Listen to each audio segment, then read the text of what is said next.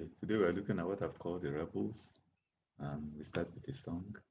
When I think of the goodness of Jesus and all he has done for me, my very soul shall shout, hallelujah, praise God for saving me. Okay, we can start by looking at the stages of rebellion. Of course, before you can have rebellion, it means the person has actually come to know the Lord. They made a commitment to the Lord, and then maybe they start feeling that things are not working out. But of course, we also have examples, even from those that left Egypt, because what you basically find is that they were saved from Egypt, which is also, a kind of our salvation. And then on the way to the promised land, because of some of the challenges that they faced, some of them completely made a shipwreck of their faith. And I think even the Lord alluded to it in some of his parables.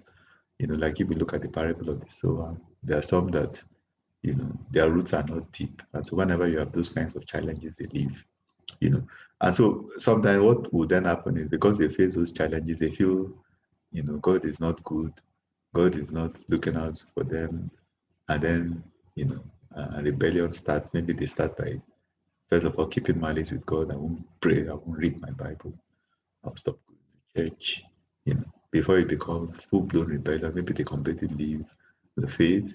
And anytime they see somebody that says, I'm a Christian, they deride that person.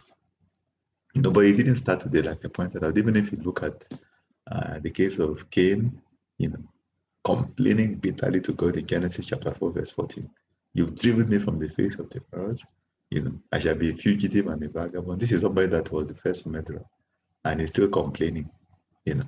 And then eventually you can see what it resulted in verse 16. Then Cain went out from the presence of the Lord and dwelt in the land of North on the east of Eden. So he completely left the presence of God, which is what we've just been talking about. People leave the faith and then they begin to deride those that still have faith. And of course, the writers, the Bible writers, Peter also talked about it. There will be false prophets among the people, even as there are also false teachers among you. Like, so talking about the Old Testament and then talking about the present church, who privilege shall bring damnable heresies, even denying the Lord that bought them, and bring upon themselves swift destruction. So usually it doesn't end well, you know. And Peter and Paul writing to Timothy, now the Spirit speaks expressly that in latter times some shall depart from the faith, giving it to seducing spirits and doctrines of devils. So basically, you want to be on the guard so that you don't allow the devil in. All things work together for good. Even if you face challenges, make it a prayer point. God still has the best in store for you. The reason why you are facing those challenges is because He wants to perfect your character, not because He wants to pull you down or destroy you. And that's why Paul writing to Timothy told him, you must wage the good warfare.